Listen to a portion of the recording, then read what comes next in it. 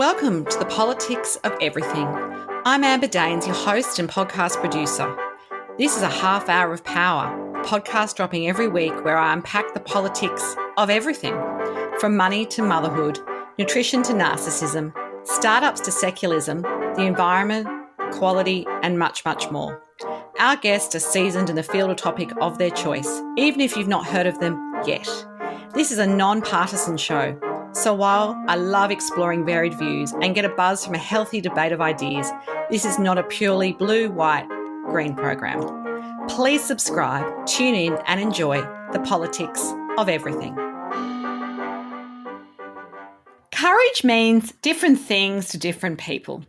I've known Sonia McDonald for around 7 years. Her personal story has much to do with courage in the face of some pretty hard times, and she's been able to rise above it all to forge her own successful path.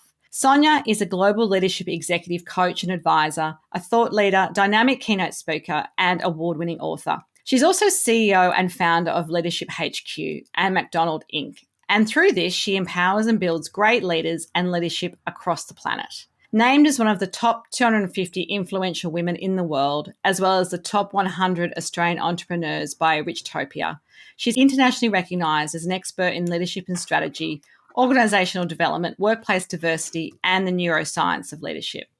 She offers more than 25 years of experience in HR management, leadership, and organisational development, and has held leadership positions around the world. She's also written several books on leadership Attitude, Just Rocket, First Comes Courage, and she writes regularly for publications including Smart Healthy Women, Women's Business Media, and has been published in BBC Capital, The Australian, Business Insider, Smart Company, and a whole bunch more. So with great pleasure to talk about the politics of courage, I have Sonia McDonald. Hi, Sonia. Hello, Amber. I've really got to do something about that bio. I think it's always challenging listening to someone else talk about you, and I'm thinking that's way too long. But no, you said it so beautifully. You're funny. That's actually one of the shorter ones. Some people give me literally everything they've ever done, and I'm like, it's not a job interview. This is a chat. Excellent. I'm going to go back to young Sonia. What did you want to be when you grew up, and did you achieve it? Oh, wow. That is, I'm stealing that question. I love that question. What did I want to be when I was younger? A teacher. Really? I wanted to be a teacher. And then all my high school teachers said to me not to be a teacher. Now, doesn't that say something? Oh, wow. So, yeah, I wanted to be a teacher. It's really interesting thinking about, and I invite everyone to do this when you kind of look at your life map, is that I love teaching because I love children, and also I love writing. So I used to write plays at school, which I used to come to school, and all my mates used to go, "What's happened today?" And it was like days of our lives kind of writing. And so I used to write these plays and so creative writing, like kind of that sort of writing. Yeah. So I wanted to be a teacher. But I didn't go down that path initially. Okay. And did you study when you'd left high school, and did you do any formal kind of study of any kind? Yeah, I did a Bachelor of Business in Human Resources and Psychology. Okay, yeah. Interesting. Well, that kind of makes sense given where you've ended up, which is great. So how do you define courage? And I guess, is it the same thing as being brave, or have I kind of got those terms mixed up a bit? I can see why they're similar. I mean, I define courage, and the book kind of evolved from my other books. And I was looking at, how you get, you and I are on Facebook together, you get those like pop-ups, like this is what happened 6 years ago, and this is what happened 10 years ago. And you go, wow. And I was posting and writing and talking about courage all the way back then, and I wasn't really cognizant of how much I was talking about it. And I think for me, courage is, I think, gosh, standing up for what you believe in, doing something that scares you, having belief in yourself, taking risks, feeling the fear and embracing it and doing it anyway. Oh, that sounds like something I've heard before. Putting yourself out there, taking a chance. Yeah, and I think kind of when I look back on my life map, I've done it so many times that I wanted to kind of help everyone around the world embrace courage and live and lead a life of what they truly want authentically. So that's why I'm so passionate about the topic. That brings me to your book, First Comes Courage, and it's based on the idea that the world's really crying out for that kind and courageous type of leadership. So how do you think more of us can find the quickest ways to develop, nurture and grow courage, maybe within us as individuals and leaders, as well as our teams and our peers and the people we surround ourselves with? Wonderful question. I think it was very interesting last year. I mean, I started writing and researching this book in 2019. So I think when I published the book, well, I actually published it at the end of last year and then republished it again because I wasn't entirely happy with it. Talk about courage. I think people during 2020, a few people, I was on this like kind, courageous mission of leadership that I felt that we needed more people and leaders. And I don't think leadership's a role or title. I think leadership is about choice, attitude and action. So I wanted people to see that we can all be leaders and we can all lead and live a life. I always talk about my courage compass, and everyone's compass is very different. So when I talk about in the book my courage, all the courage compass, a lot of people love the compass, is I talk about having that self-leadership. Obviously, leadership does take courage, but I think first and foremost, it does take kindness and empathy. So I think it's around the thing with courage is people think it is about running into a burning building and saving someone. And I'm so courageous. And it's like, well, that is courageous, right? That truly is. However, I think that it's, as I mentioned before, around there's lots of small acts or big acts in your mind around how to be courageous. And being courageous as a human, sometimes I find people kind of don't want to be courageous because they're so fearful of making mistakes or being seen or taking a risk and it not working out. It's like, well, you know what? Go for it, embrace it. And if it doesn't work out, have that kindness and empathy that you're human and forgive yourself and just learn from it and keep going. So I think that's really important. I think also I talk about in terms of that compass, what's driving your courage around your purpose. So why you do what you do, I think that keeps me courageous. I mean, it definitely during, I know, COVID seems to be probably the most, talked about courageous year. And even this year for many is I remember when COVID hit last year and we had all these plans around our mission and vision to build a world of kind and courageous leaders. I said to everyone around me when they said, we've got to cancel this event, we've got to cancel the awards, and I said, let's stay courageous and stay on our purpose. We have to stay focused on our purpose. If we stay focused on why we're doing what we're doing, it'll help us keep being courageous. I think that is really important. And even for you and your teams and your family, and also practicing that kindness and empathy for yourself and your teams and your family. And also, the difference that you can make by being courageous. And I mean, even last week I was talking to this amazing woman in HR that's, just reached out to her. She bought my book and she lent her book to her sister.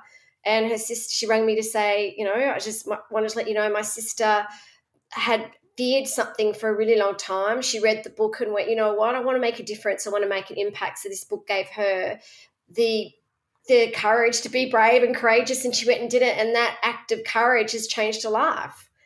And that makes my heart sing. And the final thing I talk about when it comes to courage is being resilient and having that grit and just keep moving forward, I mean, it's the only thing that we can do today. And I think that's why there's a new style of leadership coming and that we need is courageous leaders. Yeah, you've summarised that really well. And obviously there's lots of complexity and loads we could unpack within that. I guess in your mind, does having a hard or bad experience make us more kind as well as courageous? Like, do you need to go through some sort of hardship yourself to kind of have that kindness which comes with the courage, which you talk about in your book? Why or why not? Do you think it comes as a package deal, or is it kind of you can still be kind without having necessarily experienced that hardship or walked in someone else's shoes in that similar way? I think so. It's interesting because, I'm a big fan of the Stay Kind Foundation and the work that Ralph Kelly does. And him and I have had several conversations around kindness and his mission and also the work that we're doing to champion and embrace and really get out that whole new leadership that we need. And, I think you can learn, you can absolutely, and he's spoken to psychologists and psychiatrists around the world. We can learn kindness. You don't have to have experienced hardships or adversity to understand what it means to actually show generosity and kindness and empathy towards someone else. You can absolutely learn it. And I think for me, it's around, or for us, it's around coaching and teaching and educating people the difference that we can make. Because when you're kind to someone, it produces great dopamine for yourself and the other person. It can change someone's life or change someone's world. And that to me is, again, leadership. And imagine if we all practice one small act and random act of kindness each and every day. Imagine the ripple effect that would have. So I think that you can definitely learn it, but also when you experience kindness from someone else and how it makes you feel so wonderful, it makes you want to embrace it more and go, I wonder if I can start doing that for others as well. Yeah, it sort of inspires your better version of yourself, I think, sometimes when you see it in play. Oh, absolutely it does. And I think, and I wrote a blog about it recently around that we need so much more humility today. I'm seeing, particularly on social media and, especially with what's going on at the moment, especially in Australia, if we're talking about politics, what's going on with the politicians and, the federal and state politics, we're seeing unkindness.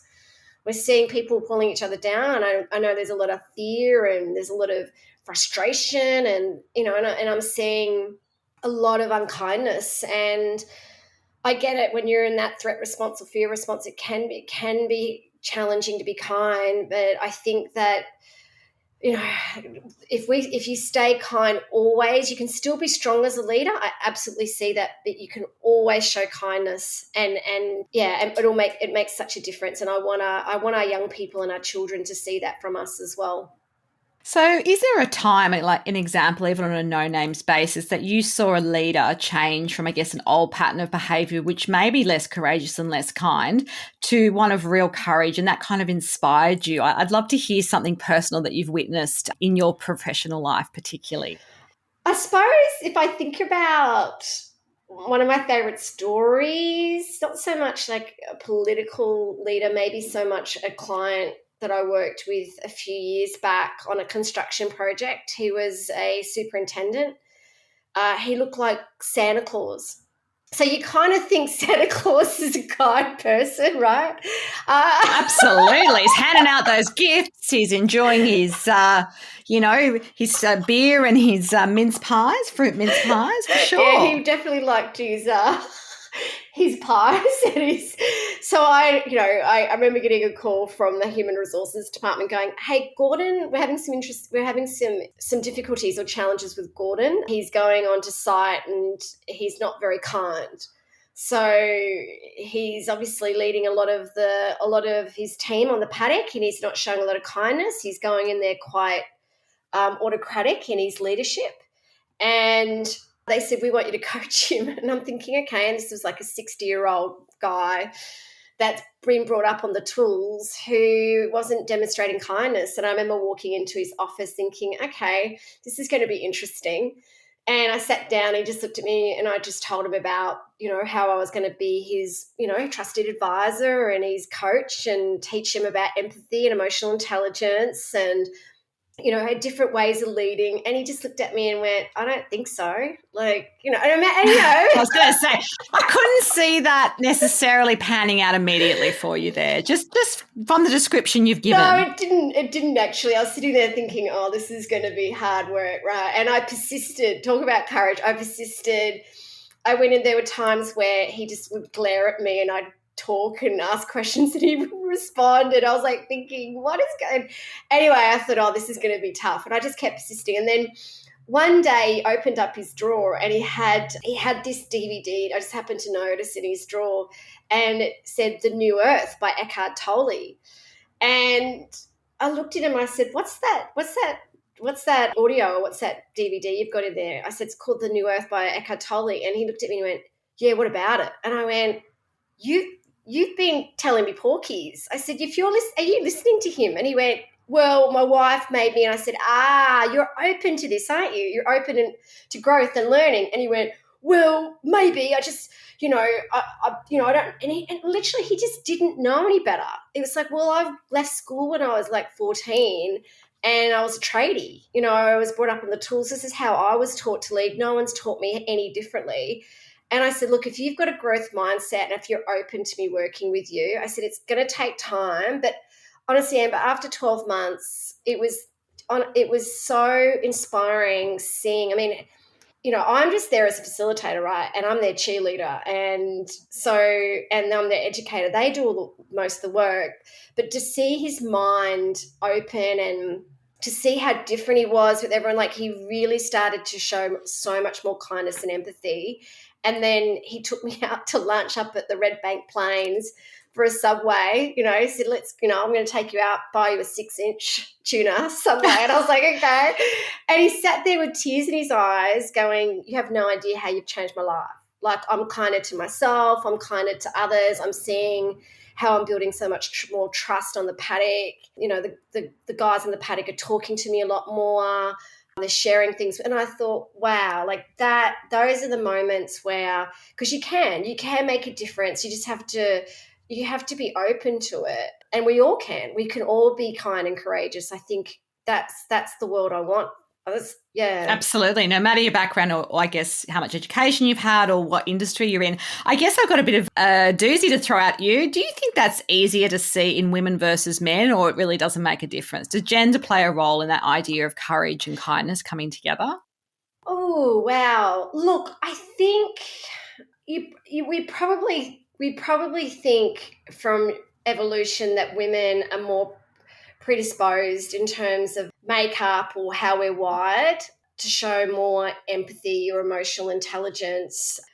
And again, that's just due to the way we've kind of been wired, kind of we're the more nurturer caregivers, collaborators because of those cavemen, cavewomen days, the men were out there fighting dinosaurs and keeping us safe. And we were, back in the caves making sure, we were taking care of the children. And so I see, look, I probably would lean towards maybe it's more, not that I think that's a good thing, but in saying that, I've also met loads of men, or worked with loads of men that are incredibly kind and show lots and lots of empathy. And I've seen the opposite in women that have been unkind and haven't shown empathy. But I think the thing with men, it's a little bit of nature and nurture. I think men have been taught that showing any kindness or empathy is seen as a weakness. Absolutely. So yeah. I think if we can teach our boys very early on, which I know that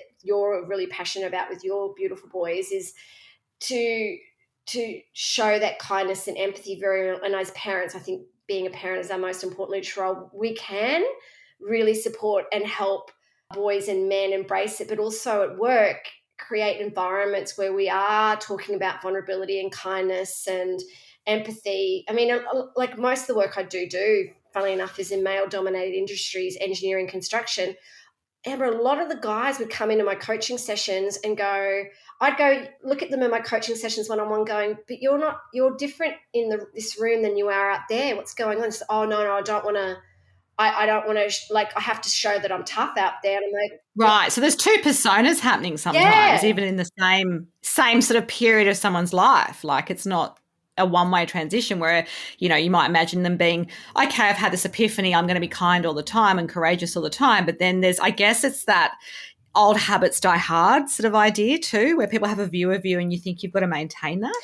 Oh, yeah, absolutely. It's kind of like I need to put this mask on because that's how I'm accepted, versus, well, maybe I should let the real me show out. Like and the research shows it, and I've witnessed it, and I've experienced it, and I've coached it, worked it with the leaders, the men and unfortunately we've got mostly men as CEOs, the men that I've worked with that are kinder and more empathetic and have high emotional intelligence, the difference I see in their teams and their organizations and culture completely exceeds ones that don't. And we know when we're working with leaders that show those those skills, those areas in their leadership, and I'm sure people are listening, you've worked with those people in those organizations, and you know how it feels. You feel safer, there's trust, you're more motivated, you feel like you're cared about, which is ultimately what we want as human beings. You ultimately go to work to be cared about. Absolutely. Absolutely. It's not just about the work you do, it's how you do it and why you do it and all those things as well. I want to change tack a little bit. The idea of being vulnerable has been applauded, I guess, in the modern leadership circles. I think of a Brene Brown style leadership, but the courage to be selfless and strong sometimes seems easier when you are already a leader because you're in that position of power and authority. So you have that freedom in a way. Some people may not feel that they do, but I guess you do. You have more freedom once you reach that kind of top of the pinnacle, if you like. So what advice do you have for anyone in their early or mid-career journey that's not yet at that kind of pecking order, if you like? They don't see themselves yet as a leader. They may not have a C in their title, a C-suite title, but how would they actually kind of work on that? Because it feels like power can be left sometimes just to those who already have it. So do you have an experience on how you can guide younger people to be more courageous? That's such a good question, Amber. I think for young people, to be more courageous, and I am seeing generations, well, the millennials and Gen Zs, I'm seeing some wonderful courage. I think self-awareness is really key. I think embracing who you are and really loving and self-acceptance and self-kindness, I think, is really important. So I think self-awareness, knowing what your values are and staying true to your values, and also not judging yourself, and therefore not, I find when you're non-judgmental to yourself, you're so much less judgmental of others as well. I think that really helps with being courageous and kind, and also just realizing that, and that's why I love talking to, when I go and do any sort of keynote speaking, whether it's a school, university, or whether it's at a graduate program, is kind of, I put a picture of myself at uni when I'm like, 19 with my, Farrah Fawcett, permed hairdo. And I go, time goes so quickly. Like I remember, I recently turned 50, and I look at that 20-year-old self and go, that seemed like yesterday.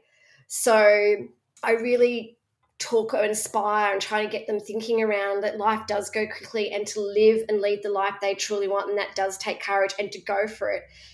Go and ask that person out for a coffee, or go on LinkedIn and ask that person that you'd love to work for an opportunity. Like, just go out there and make it happen. If you've got a dream or a goal, go and talk to people. Go in and just have the courage to, go, who can I talk to help me around getting my dreams and goals, or any opportunities I have. Like, just live life to the fullest, and whatever you love doing, go out there and you do it. And if you're passionate about it, go out there and do it. So don't let anything stop you, or don't let your don't wait. Don't wait, and don't let your inner critic. Don't sit there and think that you can't do it. Go, you know what?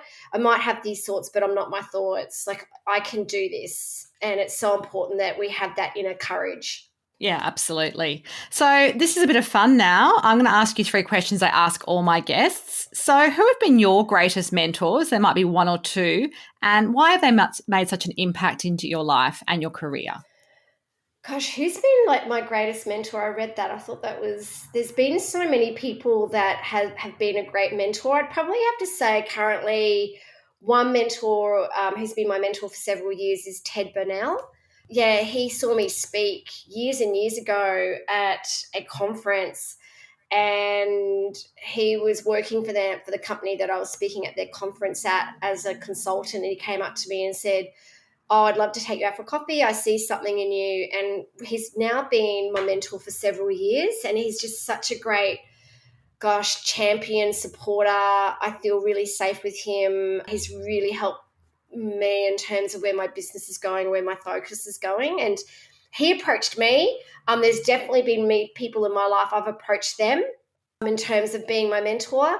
But in terms of someone that stands out would probably be Ted. Oh, it's great. Great to hear that. So if you could choose a favourite song, film or book what would it be and why? And it doesn't have to be serious or courageous. It could be completely silly and trivial. I really love Under the Tuscan Sun. Excellent. Why? It's about a woman that finds out she's like an editor of books and things, and she finds out her husband, and she's very successful. She finds out her husband has had an affair on her, and she's devastated. So her friends buy her a trip to go to Tuscany to get away from it all, because it's, she loses a house because of it and everything. She pretty much loses all this stuff. And she goes to Tuscany, and she just happens to wander into this amazing mansion, or, like it was run down and Tuscan house, and it was just run down. And she walks in and says, "Oh, I'm going to buy," like on a whim, like she didn't even think about it. She's like, "Oh, well." Anyway, she ends up building this wonderful life in Tuscany and meets this beautiful man. So it was just a lovely romantic. Yeah. Oh, yeah. Excellent. Sounds like a good escape as well. Something you can watch on a rainy afternoon and get back into any time, and take you away to the Tuscan sun. Yeah. Finally, I'd love to just get a final thought or takeaway message for us on the politics of courage. Oh gosh, I think always remember, and I always say this, is that you can be strong as a leader and be kind. You can be courageous as a leader and show fear, but always first comes courage. And if there's, if you can go out there, and even by listening to this, you're thinking there's something that is lighting your fire in your heart, or there's something that you're yearning to do or be or achieve, then I really hope listening to this gives you that courage just to love that fear, embrace it, and go, you know what, whatever happens, I'm just going to go for it, because I only live this one life. That's great advice, great life advice. If you do want to connect further with Sonia McDonald, there will be some details on our show notes. Until next time, keep well.